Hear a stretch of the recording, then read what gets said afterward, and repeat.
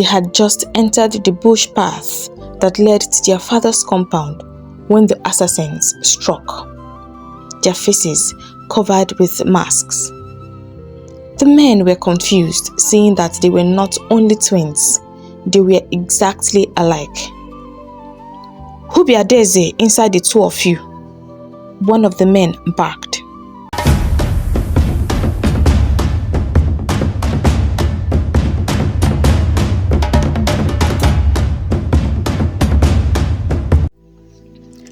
A wise man once said, "To err is human, to forgive is divine." But what no one talks about is forgetting. The hardest part of forgiving is forgetting. Let me tell you a story. Adaobi and Adeze were born identical twins to the family of Mazi Okafor and his wife Ugomma. Their parents were rich. They were renowned farmers in the land of Umuekete, located in the eastern parts of Nigeria. Growing up in their village was great fun for the girls, as people often mistook one for the other. Even teachers in their school had difficulty dealing with them as well. On more than one occasion, a teacher would unknowingly punish one for a wrong committed by the other, and the girls never objected or tried to correct them. They enjoyed the kind of confusion they caused. Only their parents could easily identify them. The girls were inseparable. They loved each other so much that one could not bear to see the other hurting. Their bond was out of this world. It's normal to see twins having different personalities and enjoy different things. But there was nothing ordinary about these girls. Their personalities were almost the same, so similar that they could easily tell what each other was thinking. And to crown it all, they were very intelligent. Mazi Okafor and his wife had great plans for their daughters, especially since they did not have any other children after them.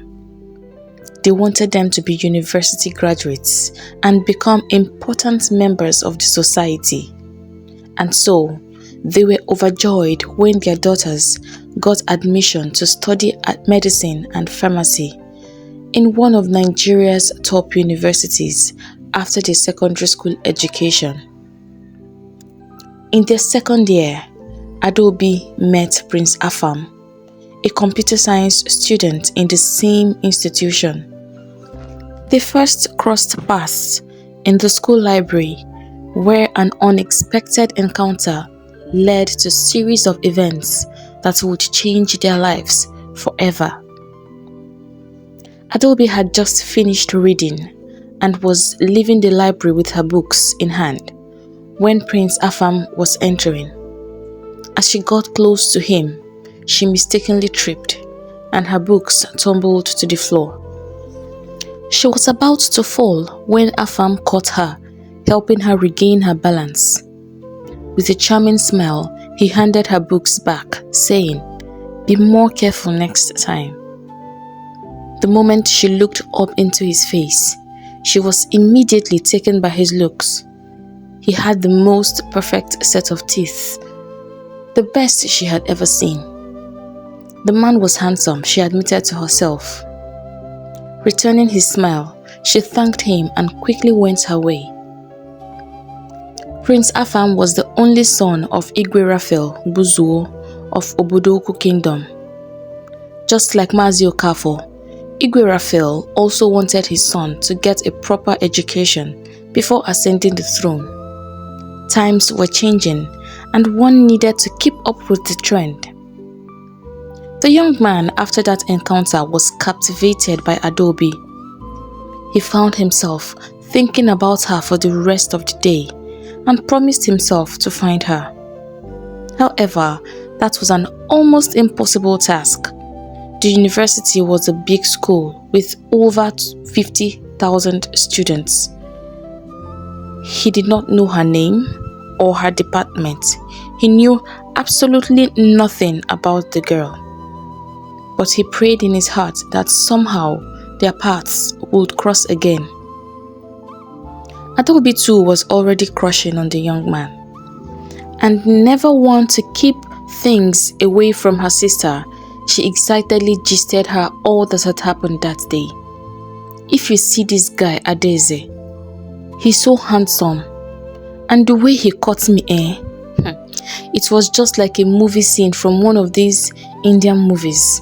It was so romantic. Adeze replied, smiling. Looks like you're falling for this guy, you. So, what's his name? The smile vanished from Adobe's face when she realized she did not know his name. I don't know. We did not exchange names, she replied. Adeze looked at her sister, obviously surprised. How about his department? Adobe shook her head. No idea. Ha! Adeze exclaimed. This is a lost cause. There's no way you're going to find him. This school is very big. Adobe's expression turned sour.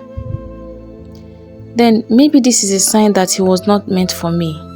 And besides, what's the point? I'm going to be dead soon anyway. Adeze's eyes filled with tears as she moved closer to her sister. Please, don't ever say that again to me, she said solemnly. But it's the truth, Adobe maintained. What's the point in going to fall in love when I could even be dead by tomorrow? You will not die tomorrow, Adobe, her sister interrupted. I know what the doctors said, but I believe you'll be here with us as long as you believe you can. And even if you don't have much time, you deserve to be happy. You deserve to feel what it is to love and be loved. The girls heard each other in companionable silence, but even though they were not speaking, they knew what each other was thinking. Adobe had a chronic disease of the lungs. No one knew what had caused it. It just suddenly happened and was discovered one day. The twins had just finished writing their final SSCE exams and were celebrating the end of their secondary school education along with some other classmates inside their classroom when Adobe collapsed. The class went wild, and while Adeze held her sister close, trying to revive her, the other students quickly went to inform the school management of what had happened. The management responded swiftly and she was quickly taken to the hospital. After close examination, it was discovered that Adobe could not breathe on her own. Her lungs were failing and could no longer function. The news broke Mazi Okafor and his wife's heart, and Adeze was totally devastated. A day that was supposed to be a day of joy became a sorrowful one for them. The specialist placed her on medications to help manage the situation, and she needed an inhaler to be able to breathe every now and then. But then he made it clear to them that her lungs could stop functioning at any moment.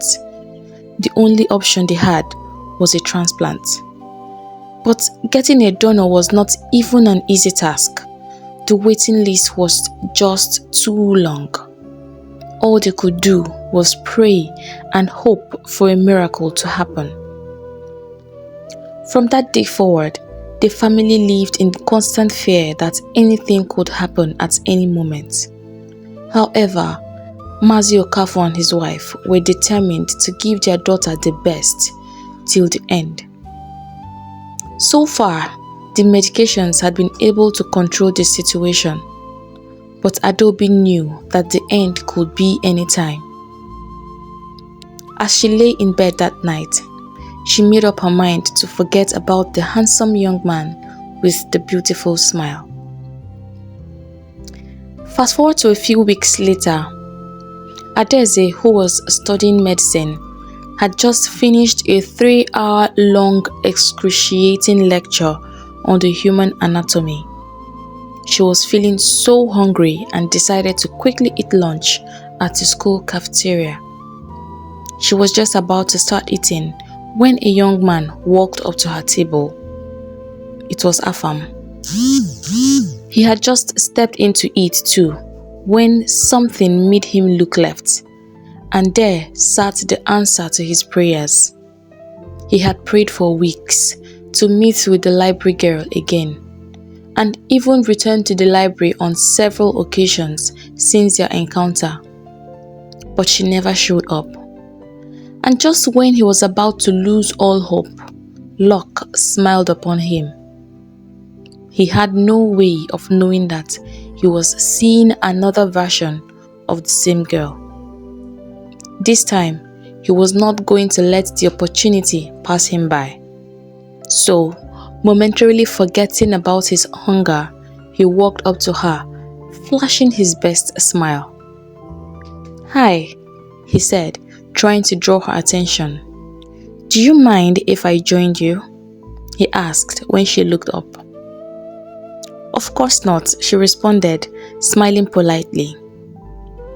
They sat in silence for a while as she ate her food, oblivious of his presence. Afam wondered if she still remembered who he was, but judging by how indifferent she acted, it did not look like she remembered him. My name is Afam. How about you?" he finally found the courage to ask.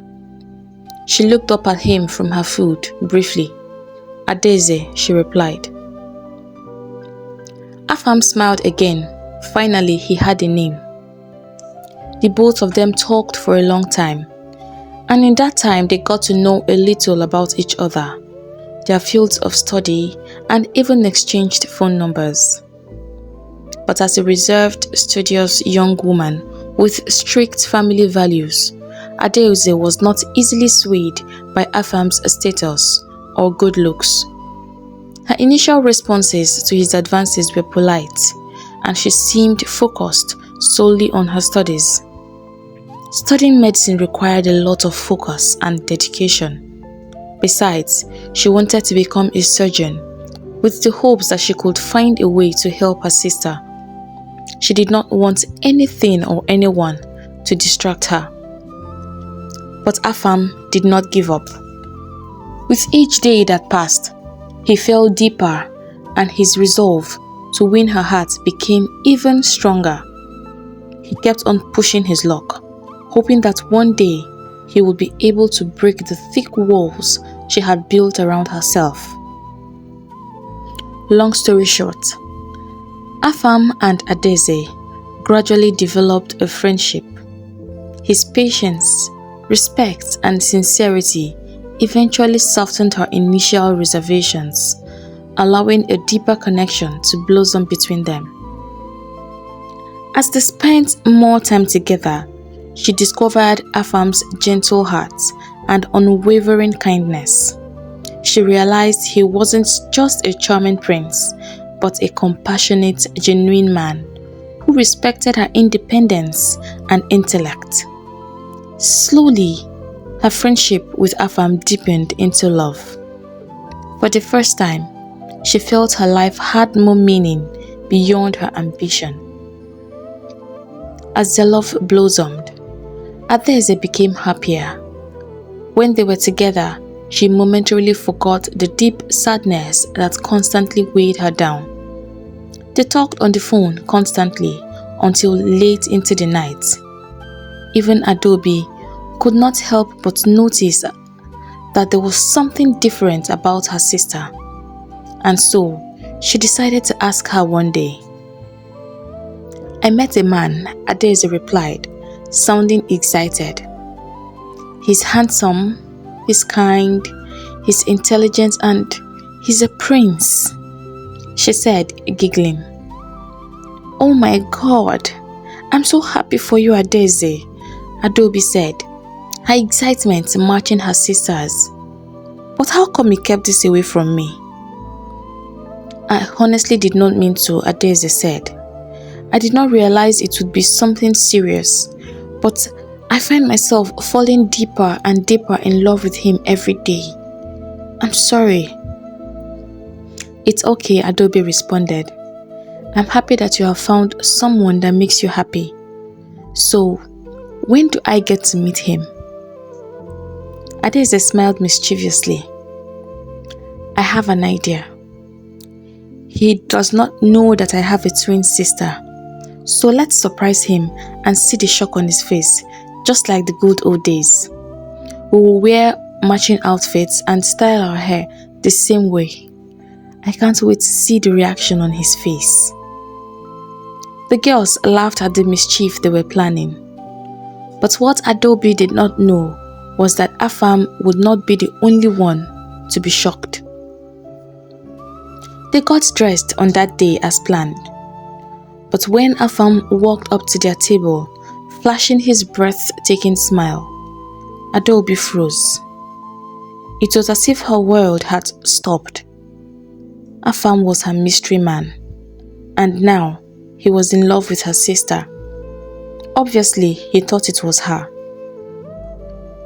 When Afam came closer to their table and saw his Adaeze in two places, his eyes widened in surprise. He looked at the two ladies. It was easy to tell them apart. One was smiling, the other was not. The smiling one had to be Adaeze. He looked at her confused. "What's going on, babe?" "You caught me," she exclaimed, giggling. "So this is my twin sister, Adobe. And Adobe, this is Afam," she said, introducing them to each other. Adobe quickly masked her surprise with a smile. "It's nice to finally meet you, Afam. I've heard so much about you." But Afam was not finding the whole situation funny. The shock he had seen on Adobe's face earlier meant only one thing. She had recognized him. She was his library girl. He turned towards Adaeze. "You did not tell me you had a twin, and one so identical for that matter." Adaeze laughed sweetly, totally oblivious of what was going on there. "Come on, babe. I wanted to surprise you. You look like you just saw a ghost." "That's because I am beyond surprised. I mean, you guys look exactly alike. There's no difference," he exclaimed. The rest of the evening went well. Adobe acted like nothing was going on, and Afam followed her cue and did the same. But later that night, Adobe lay in her bed and cried silently. Somehow, she had continued to hope that she was going to cross paths with her mystery man again. But now, that hope was crushed. She had met him again, but this time he was in love with her twin sister, and they were both very happy. If there was anyone she loved the most in life, it was Adaeze. She made up her mind there and then to let it go, and decided to keep her discovery to herself. Adaeze did not need to know, as it would only make her feel guilty. It was the reasonable thing to do. Afam too lay awake in his bed. He had never been this confused in his life. The whole thing now made sense to him. This was why Adaeze had not recognized him. He had met the wrong girl. But now he was in love with her. He only hoped this would not cause a rift between the two ladies. During their discussion, he had found out that she was in the pharmacy department, and so he made up his mind to find her and maybe have a word with her. He met with her as planned the next day, but her response surprised him. "You don't feel angry?" he asked. Adobe only smiled. "Honestly, I don't. Adaeze is a part of me, and I am happy as long as she's happy. All I ask of you is one thing. I don't ever want her to know about that day it would only make her feel guilty. I don't want to leave her with that memory. Afam laughed half-heartedly. What do you mean leave her with that memory? It's not like you're going to die tomorrow or something. Adaobi smiled, but there was some kind of pain in her eyes. No one really knows when they will die, she said as she walked away. Afam stood for some minutes after she left. He saw the pain in her eyes. Something was wrong. He could feel it in his heart. It was later that day that Adaeze satisfied his curiosity when he asked. Truly, he had said what he said jokingly. He had no idea that she was truly dying. Afam and Adaeze continued to spend time together, and occasionally, Adaobi, even though it pained her, also spent time with them. As their relationship progressed, Adaeze introduced Afam to her parents, who were happy to meet him. They received him with open arms. And when Afam introduced Adaobi to his family, his mother, Queen Nkemdilim, and sister, Princess Ifeoma, were instantly taken with her intelligence.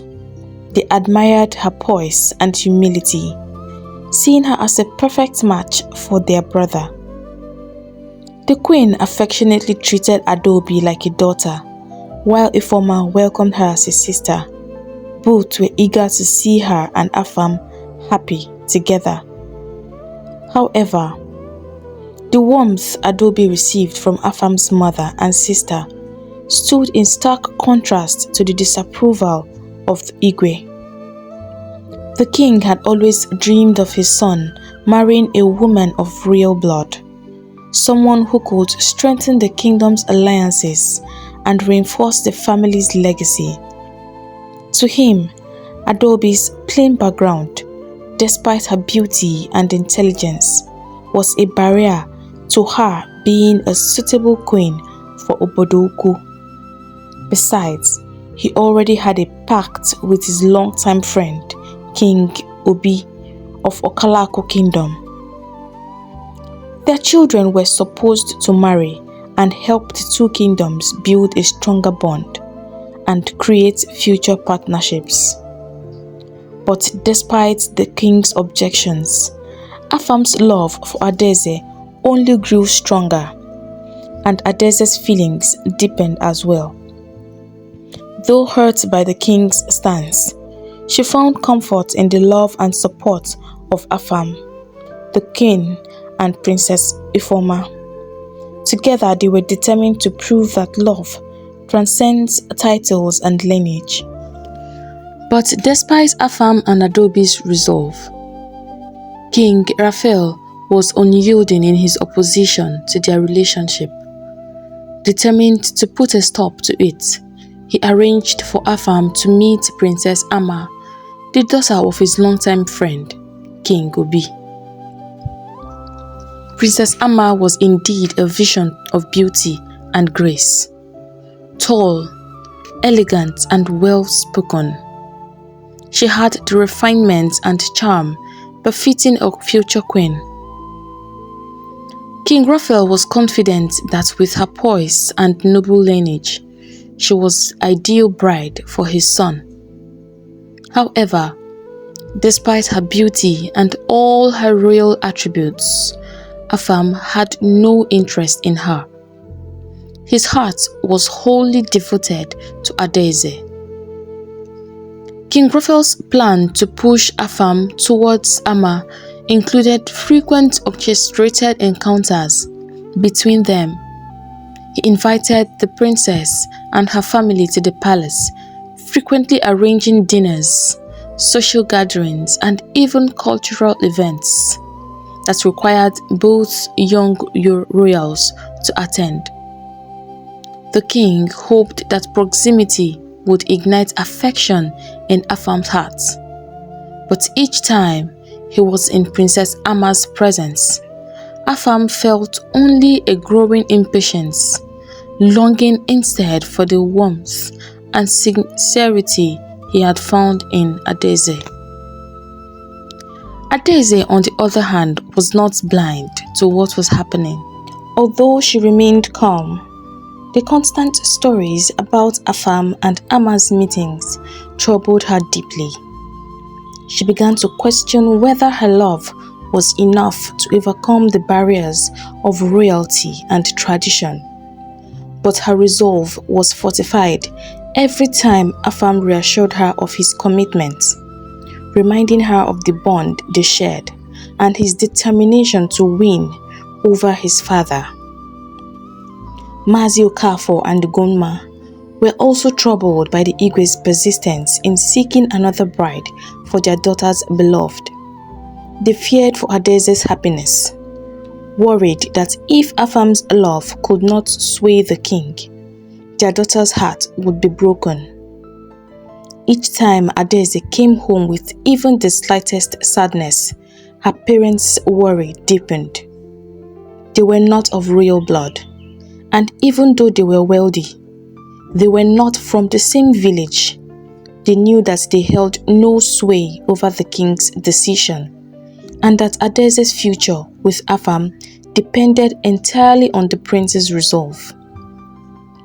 The queen saw the strain this conflict placed on her son and pleaded with the king to consider the couple's happiness.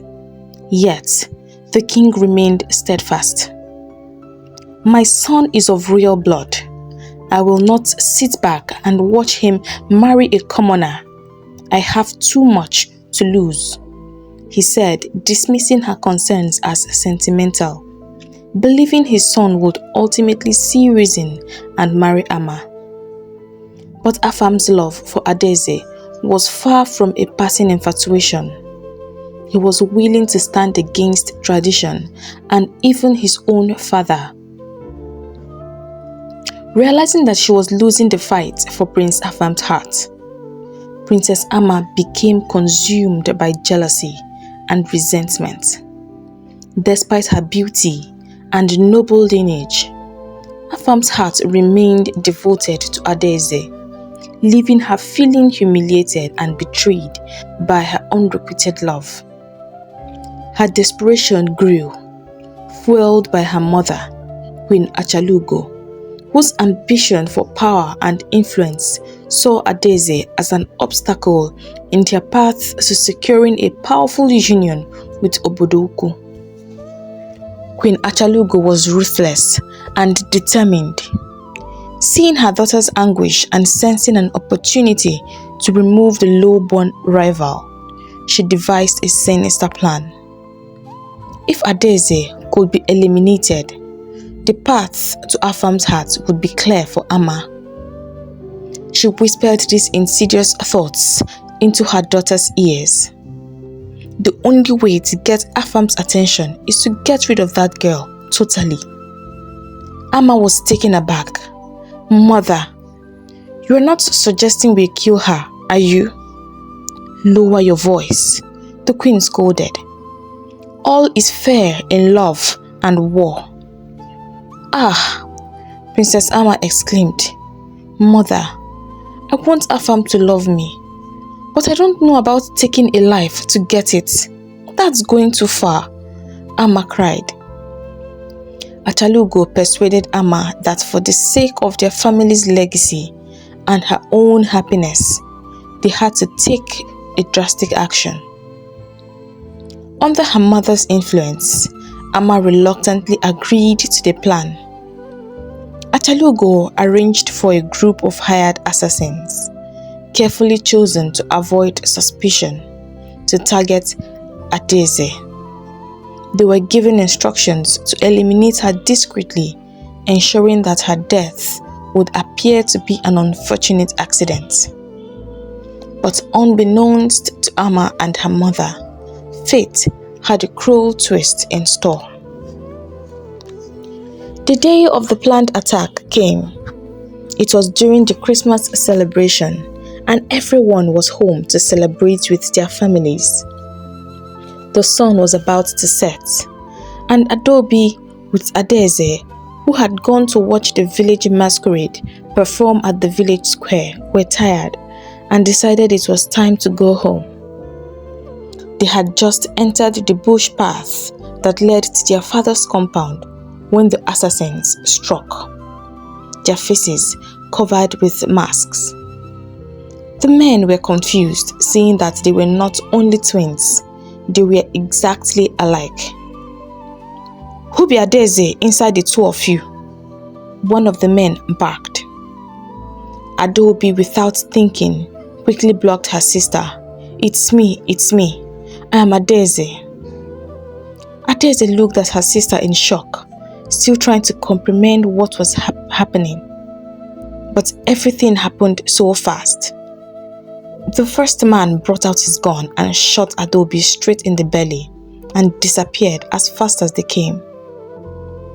Adaeze screamed as she held her sister in her arms. "Why, Adaobi?" she screamed. Adaobi coughed, spitting out blood. "It's okay, Adaeze. I was going to die anyways. But you have a bright future ahead of you. Don't waste it." Adaeze cried out in pain. "Please don't leave me, Adaobi. I cannot live without you."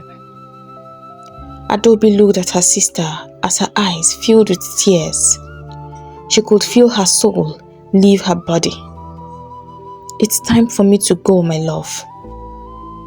Remember the day you said I deserved to love and feel loved?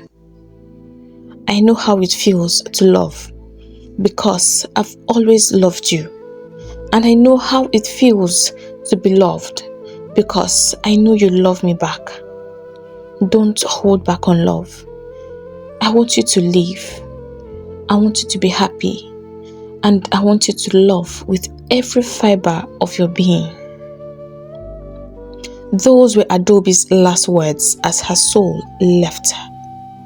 Adaeze, realizing her sister was gone, screamed so loud, and in a few minutes the path was filled with onlookers.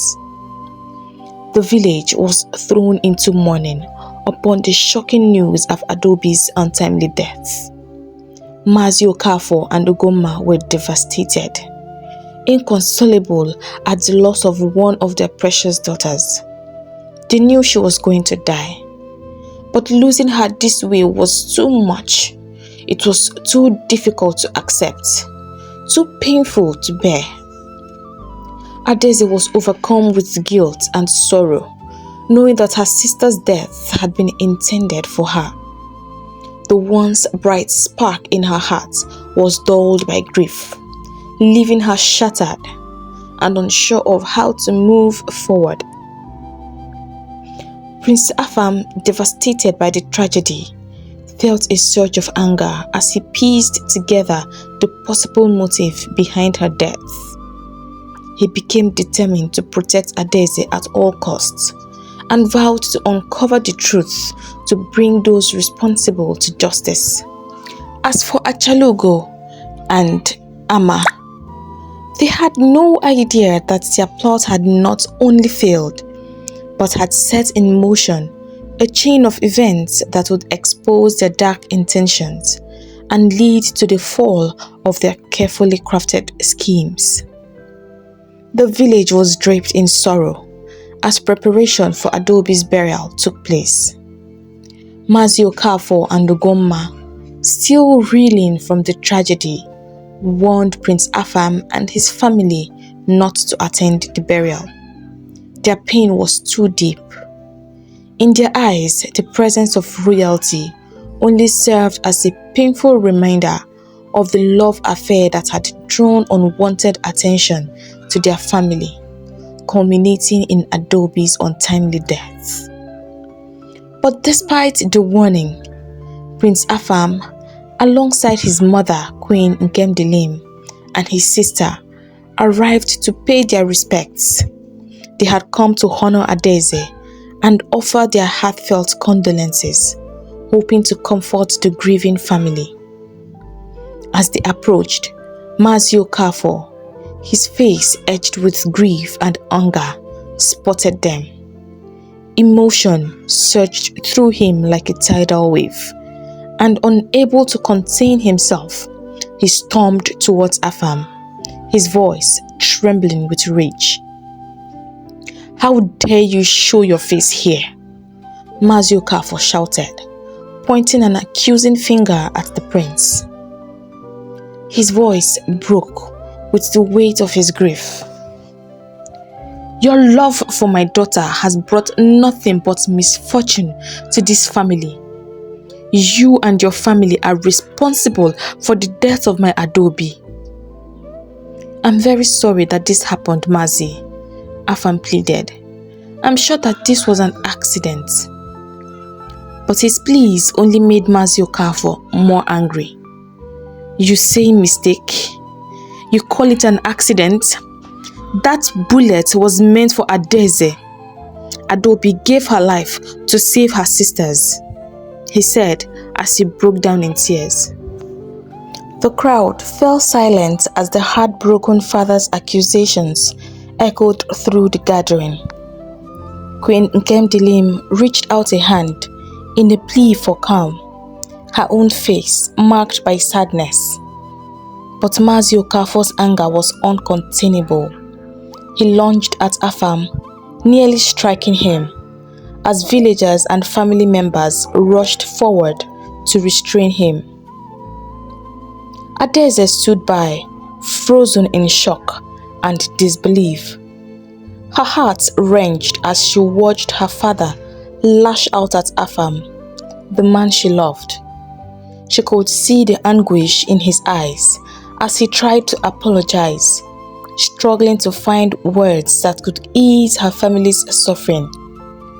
But in that moment, words were powerless.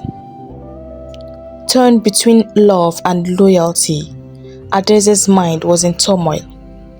Her father's heartbreak, the pain in her mother's eyes, and the whispers from the gathered villagers all weighed heavily on her. For the first time, she doubted her future with Afam, questioning if their love was worth the suffering it had brought to her family. She could not meet Afam's gaze. Her silence spoke volumes, leaving him to wonder if he had lost her forever. The strength that had bound them seemed to falter, burdened by grief and guilt. Both families now stood on opposite sides of an uncrossable divide, and Adeze was caught between them. She found herself speechless and uncertain of the path forward. Meanwhile, Princess Ama, thinking that she had eliminated her rival, quickly made her way to Oboduku in order to comfort the heartbroken prince and offer her condolences. She entered the palace with her usual grace, but something fell amiss. She found Queen Nkemdilim and Princess Ifoma seated in the courtyard, their faces cold and unwelcoming. Wearing her beautiful smile, Ama greeted them, but the queen turned her face away in silent disdain, while Ifoma's gaze was fixed and unyielding. Ama felt a wave of unease, but tried to dismiss it, hoping to see Afam and speak with him. She requested an audience with him, but her request was denied. Afam, still reeling from the accusations and grief surrounding Adobe's death, refused to face her. His heart was filled with sorrow, and the mere thought of Ama was too much for him to bear. After waiting for nearly an hour, Princess Ama, confused and frustrated by the coldness she was met with, defied protocol and marched straight into the prince's chamber. He looked up, surprised when she walked in. "What are you doing here?" he asked angrily. Ama too flared up in anger. "How dare you keep a princess waiting?" Afam looked irritated. "You mean a murderer?" Her eyes widened with shock. "What does that even mean?" she asked, even though she was already shaken inside. Afam moved closer to her, his face stern. "You think I don't know that you had a hand in Adobe's death? Guess what? You killed the wrong person." Ama's face paled instantly, but before she could say anything, a loud horn blared at the palace gates. The gateman rushed to open the gate, and to everyone's surprise, a police Hilux vehicle drove in, carrying several armed police officers. The unexpected arrival of the police cast a tense shadow over the courtyard as everyone looked on, unsure of what was happening. A senior officer stepped out of the vehicle and walked up to the Queen, bowing respectfully. "Your Majesty, we are here to see the King," he announced. Queen Nkemdilim's face tightened with worry, and she called for the Igwe, who came out with an irritated expression, clearly unprepared for such an abrupt disturbance. The officer introduced himself, then nodded to his men, who stepped forward and opened the back of the vehicle. From inside, they brought out two men, both handcuffed, and a woman, their faces downcast. Gasps echoed through the courtyard as the restrained individuals were revealed to be none other than Princess Ama's mother, Queen Achalugo, and two men who had been involved in the tragic killing of Adobe. Shock rippled through the palace. Ama's eyes widened in horror as she saw her mother in handcuffs, realizing too late that their secret had been exposed. The implications struck like a hammer, and she tried to run away. But the other officers caught her before she could even take a few steps. The truth that had been lurking in the shadows now stood exposed for all to see, and a cold silence hung in the air as the King looked upon his friend's family, now forever tainted by an unforgivable act of betrayal. Afam's heart sank, and he looked at the officer with a mix of confusion and anger. So it was true after all, he thought to himself, deeply disappointed. The officer turned to the King and began to recount the series of events that led to the arrest. He explained how Donga and his gang were involved in a recent robbery that had gone wrong. A man was shot and killed in the process. However, the police swiftly responded to a neighbor's call, and the men were arrested immediately. During further investigation, it was discovered that the bullet that had killed the man in the unfortunate incident matched the same bullet that was taken from Adobe's body.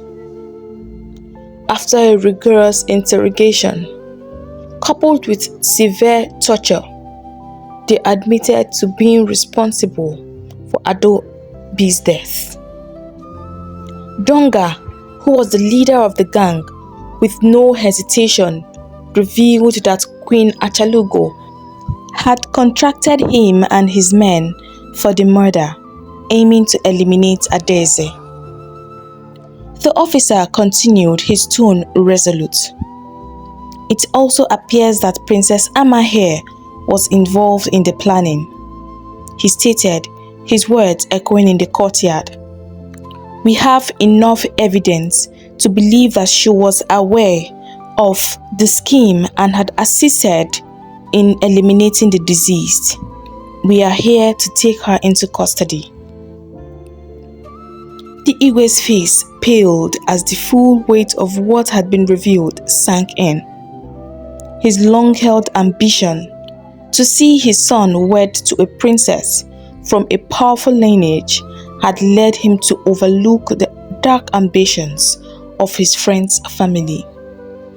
He looked at Queen Achalugo and then at Ama, realizing the depths to which they had gone to eliminate Adobe. Guilt washed over him, mingling with grief as he considered the innocent life lost. Without a word, he turned and walked slowly back into the palace, his shoulders heavy with regret, silently signaling the officers to proceed. As the officers escorted the sobbing Adora and her mother away, Afam's gaze remained fixed, unable to look away from the painful truth that had torn through his life and family. In the weeks that followed, the king, burdened by guilt and regret, resolved to make amends with Mazi Okafor and his family. He knew that his past actions had set the tragedy into motion, and he sought to rebuild the trust that had been shattered and bring peace between their families. The king and the queen summoned courage and began to make regular visits to Mazi Okafor's home, bringing gifts and offering heartfelt apologies.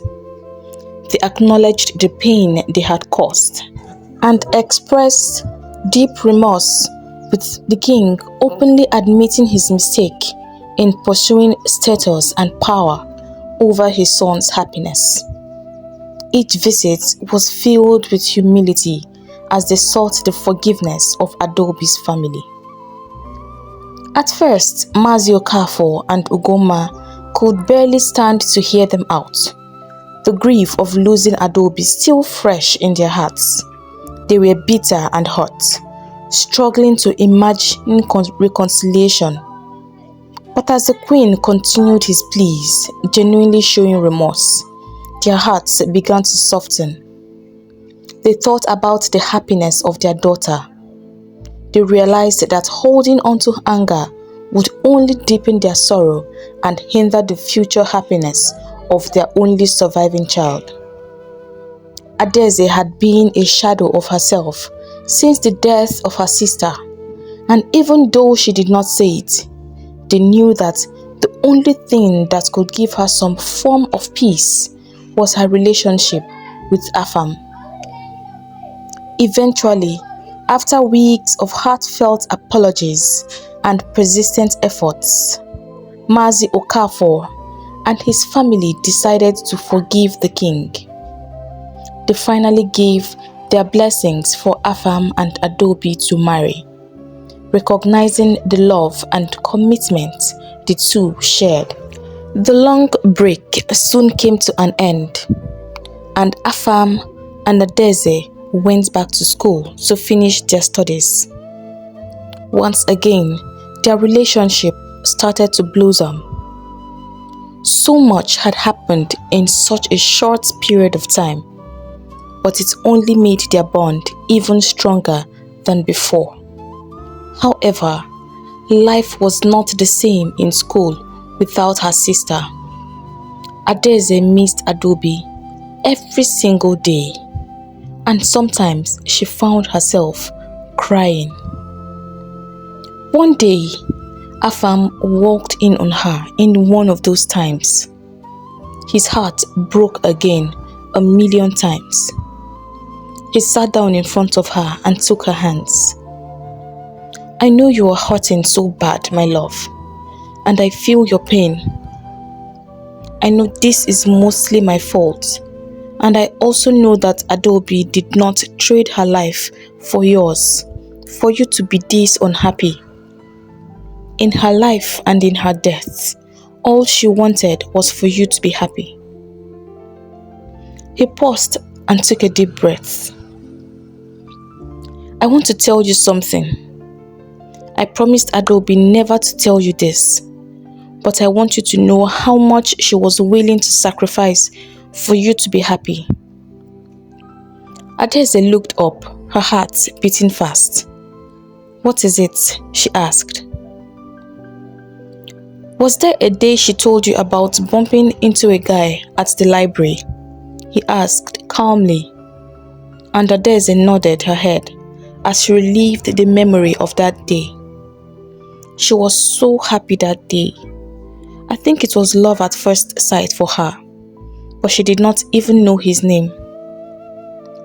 She caught herself and paused. What does that have to do with any of this? She asked, looking confused. I am the guy she met that day. Adeze's eyes went round as saucers.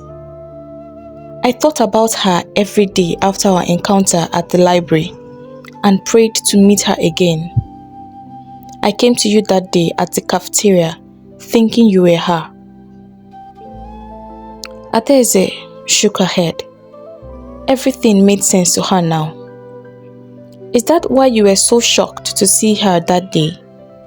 She recognized you and you knew it was her. Afam nodded. I went to see her the day after just to make sure the whole thing would not bring problems between the both of you. But she swore she did not feel any kind of way and made me promise to never tell you.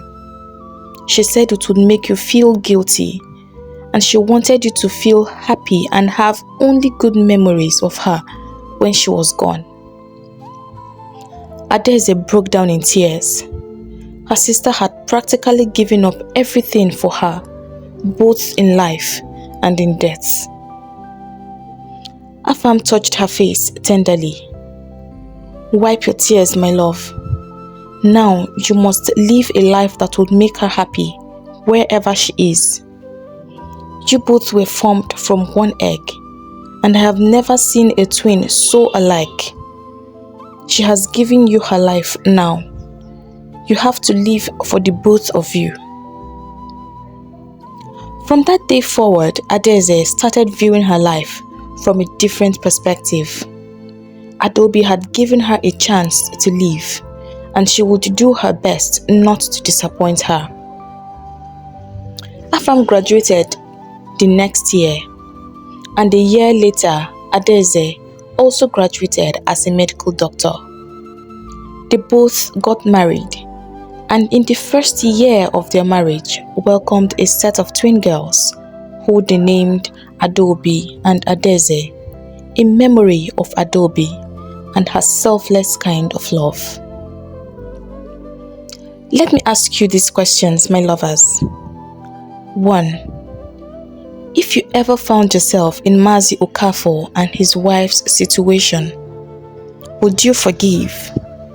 And if you forgive, can you ever forget?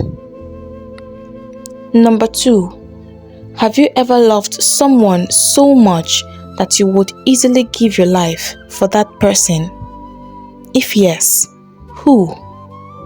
Let's hear your answers in the comment section. And if you enjoyed this story, don't forget to like, share, and subscribe. I'll see you in my next video. Bye.